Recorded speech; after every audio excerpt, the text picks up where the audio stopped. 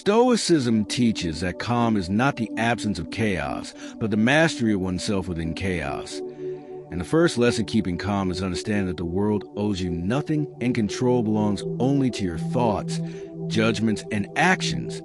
Because the moment you expect fairness, kindness, or order from life, you hand your peace to forces you cannot command. And Marcus Aurelius reminded himself daily that people will be selfish, events will be unfair, and outcomes will disappoint. Yet, none of this has the power to disturb the mind unless the mind allows it.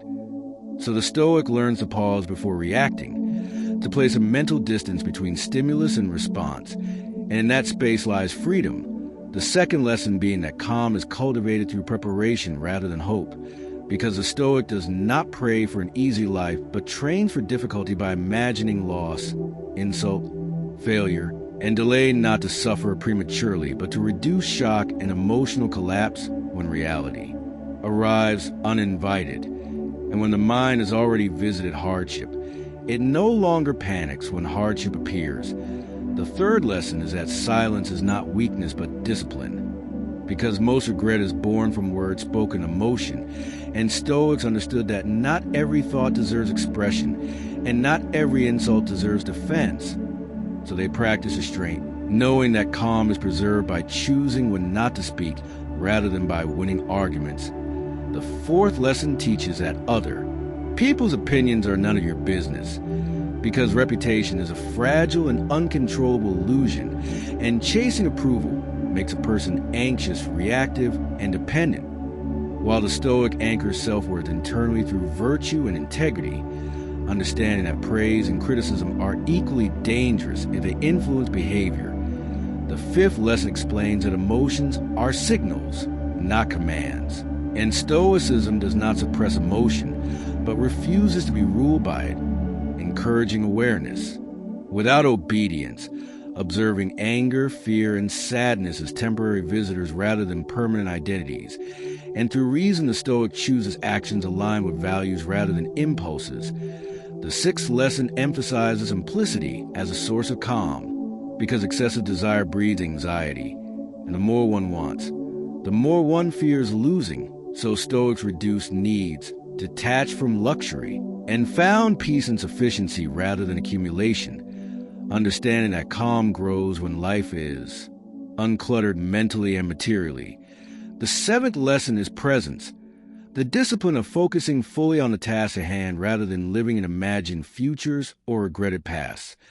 Because anxiety exists in tomorrow and regret exists in yesterday, while calm lives only in now.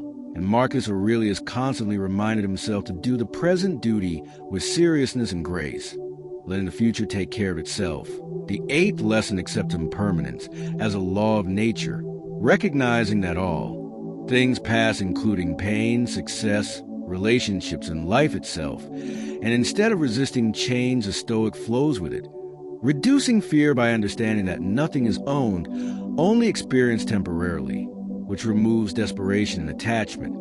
The ninth lesson places virtue above outcome, teaching that calm is preserved when one focuses on doing what is right rather than controlling results, because outcomes depend on external forces while character remains internal.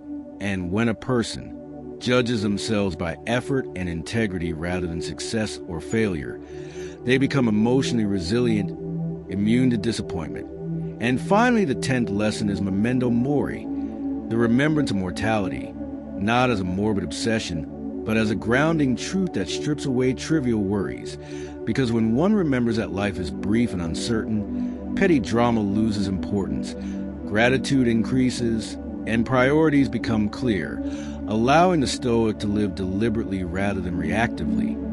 And through these lessons, Stoicism teaches that calm is not a personality trait, but a practice skill developed through discipline, awareness, acceptance, and reason, enabling a person to remain steady in chaos, dignified in loss, humble in success, and peaceful regardless of circumstances. Because true calm is not the silence of the world, but the stillness of the mind that has learned to govern itself. Stoicism deepens the practice of calm by teaching that suffering is amplified not by events themselves, but by the stories we tell about them. And once this truth is understood, the mind begins to loosen its grip on unnecessary pain.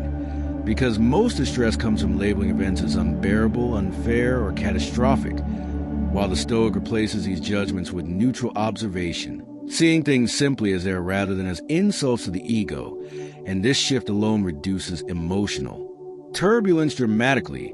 Another crucial Stoic insight is that resistance exhausts the soul, while acceptance conserves energy, meaning that when reality unfolds in ways we dislike, fighting mentally against what has already happened only doubles the suffering, whereas accepting the fact of the situation while choosing a wise response restores inner balance. And this acceptance is not surrender but clarity, the clarity to act without emotional blindness.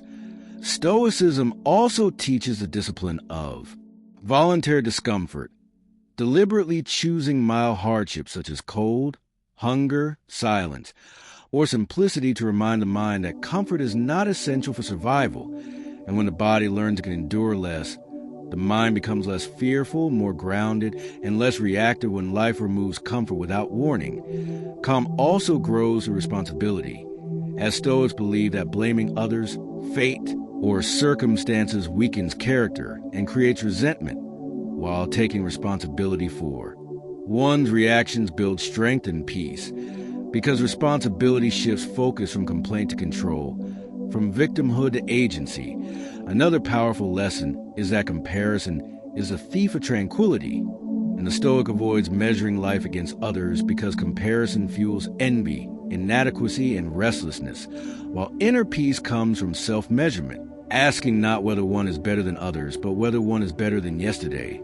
Stoicism further reminds us that justice begins internally, meaning we must treat our own minds fairly, without harsh self-judgment or unrealistic expectations, understanding that progress is slow, setbacks are natural, and self-discipline must be balanced with patience. Calm is also preserved by reducing noise, not only external noise, but mental noise, limiting overconsumption of information, opinions, and distractions, because a constantly stimulated mind cannot remain steady, and Stoics valued solitude and reflection as tools to reset the soul. Daily reflection in particular serves as a mirror, allowing one to review actions, emotions, and intentions without guilt or pride, simply observing and correcting gently. Another Stoic principle for calm is knowing when to walk away, realizing that not every battle deserves engagement, not every provocation requires response, and not every relationship is worth maintaining, because peace often comes not from winning, but from withdrawing wisely. Stoicism also reframes loss as return, teaching that what we lose was never truly ours, only borrowed by time. And this perspective transforms grief into gratitude, softening emotional pain while honoring human attachment.